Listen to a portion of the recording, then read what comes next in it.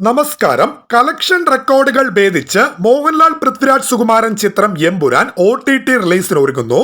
Jio ഹോട്ട്സ്റ്റാറിലാണ് Empuraan cinema ഈ മാസം 24-ാം തീയതി മുതൽ ചിത്രം കാണാൻ കഴിയുക. മോഹൻലാലാണ് ചിത്രത്തിന്റെ OTT റിലീസ് സംബന്ധിച്ച വിവരങ്ങൾ സമൂഹ മാധ്യമത്തിലൂടെ പുറത്തുവിട്ടത്.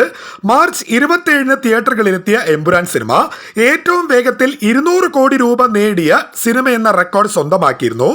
എമ്പുരാൻ സിനിമയുടെ ടോട്ടൽ ബഡ്ജറ്റ് 180 കോടി രൂപയാണ്.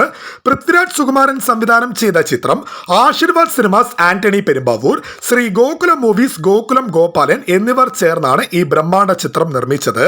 മോഹൻലാലും പൃഥ്വിക്കും പുറമെ ഇന്ദ്രജിത് സുകുമാരൻ, മഞ്ജു വാര്യർ, സാനിയ അയ്യപ്പൻ, സായ് കുമാർ, സുരാജ് വെഞ്ഞാറമൂട്, ബൈജു സന്തോഷ് ചിത്രത്തിൽ പ്രധാന വേഷങ്ങളിൽ എത്തിയിരുന്നു. ചിത്രം തിയേറ്ററുകൾ എത്തിയതിന് പിന്നാലെ ഗുജറാത്ത് കലാപത്തെ ചിത്രീകരിച്ചതുമായി ബന്ധപ്പെട്ട് വലിയ വിവാദങ്ങളാണ് എമ്പുരാൻ സിനിമയ്ക്ക് ഉടലെടുത്തത്.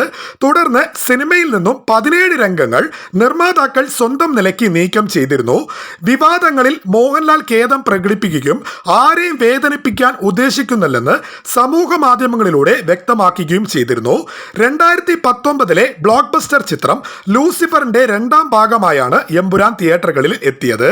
ഖുറേഷി എബ്രാമായി മോഹൻലാൽ എത്തുമ്പോൾ ലൂസിഫറിനേക്കാളും സ്ക്രീൻ പ്രസൻസുമായി സയ്യിദ് മസൂദായി പൃഥ്വിരാജ് സുകുമാരനും സിനിമയിൽ നിറയുന്നു.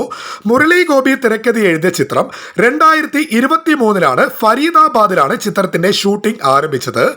US, UK, UAE തുടങ്ങിയ വിദേശ രാജ്യങ്ങൾക്ക് പുറമെ ചെന്നൈ, ഹൈദരാബാദ്, മുംബൈ, ഗുജറാത്ത് എന്നിവിടങ്ങളിലാണ് ചിത്രീകരണം പൂർത്തീകരിച്ചത്.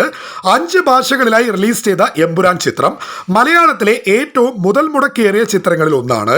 ഇന്ത്യയിൽ നിന്ന് മാത്രം 105 കോടിയിലേറെ രൂപ ചിത്രം വാരിയെന്നും റിപ്പോർട്ടുകൾ പറയുന്നു.